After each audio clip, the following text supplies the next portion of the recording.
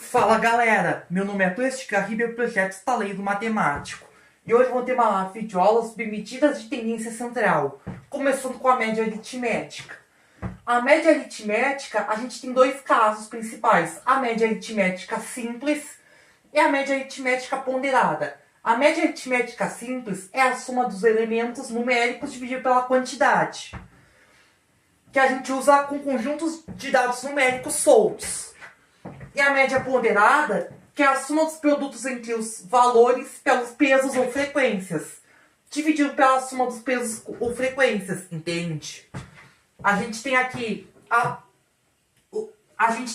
soma dos pares entre os valores e os pesos, entende? Dividido pela soma dos pesos, que a gente usa quando a gente tem os dados numéricos com os respectivos pesos, ou então em tabelas de frequências, entende?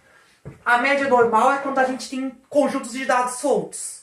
Média ponderada é quando a gente tem pesos ou tabelas de frequências, entende? Vai ficar mais claro agora nos exemplos que a gente vai fazer. Nesse primeiro exemplo, para João ser aprovado no curso de inglês, a média de suas notas deve ser igual ou superior a 7,0. Já obteve 5,5, 7,5 e 8,0. Mas ainda falta uma nota. Qual deve ser a nota que aprova João? Se a gente não sabe o que é saber, nós vamos chamar de X. Quais são as notas que João teve? 5,5, 7,5 e 8,0 e o X, entende? Então são 4 notas. Conjunto de dados soltos, uma média simples. Então a média é 5,5 mais 7,5 mais 8 mais X, dividido por 4, que são 4 notas. E essa média tem que ser maior ou igual a 7,0.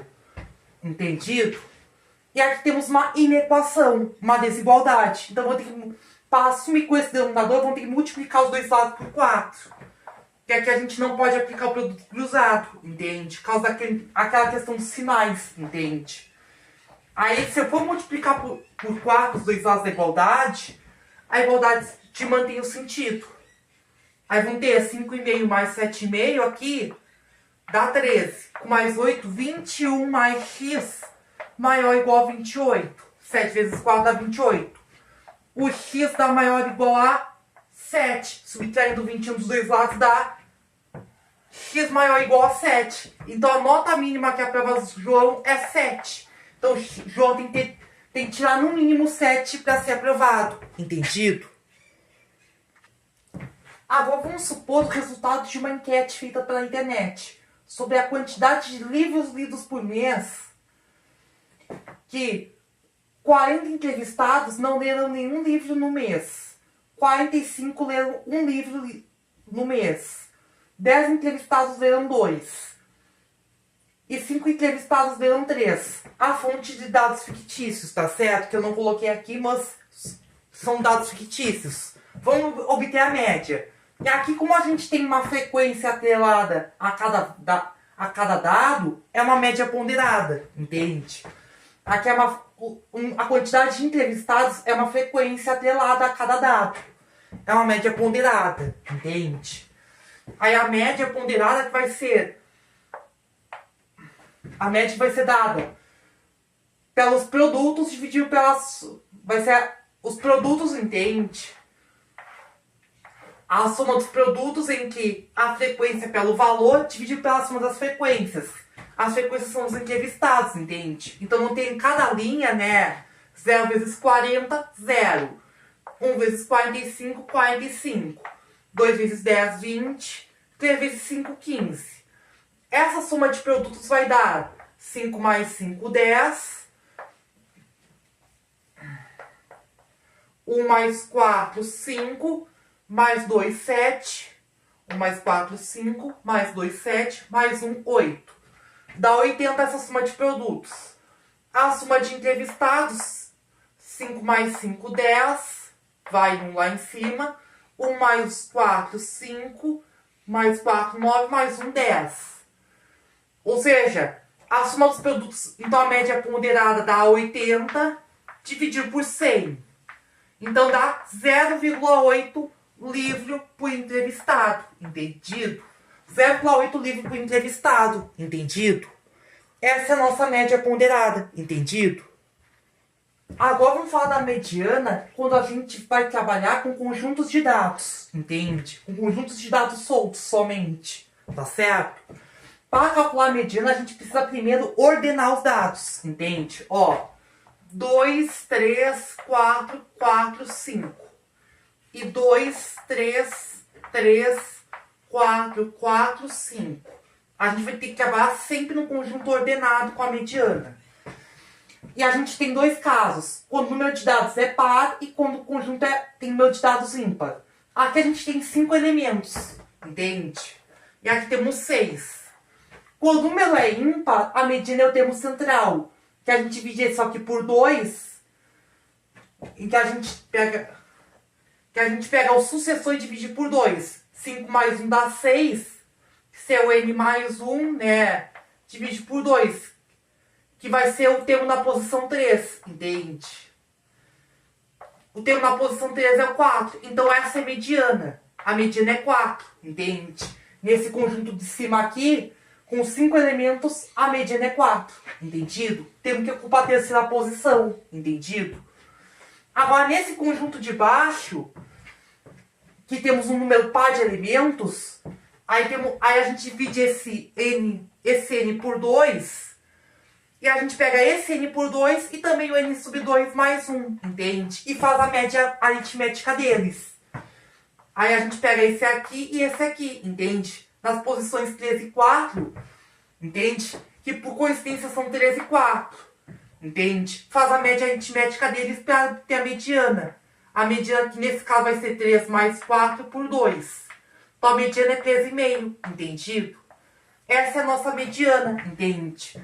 Nesse caso, a mediana é 13,5, entendido? Que é a média aritmética dos termos centrais quando o número de elementos de um conjunto é par, entendido? Todo número de elementos, a quantidade de elementos é ímpar, é o termo central. Quando a quantidade de elementos é par, é a média aritmética dos termos centrais, entendido? Ó, a moda é a classe com maior frequência, entende?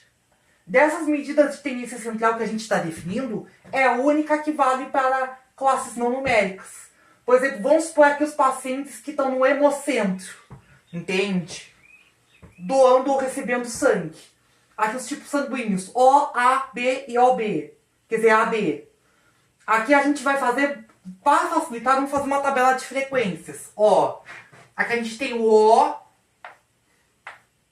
O, A, mais um O e um B. A, O, mais um A e um AB.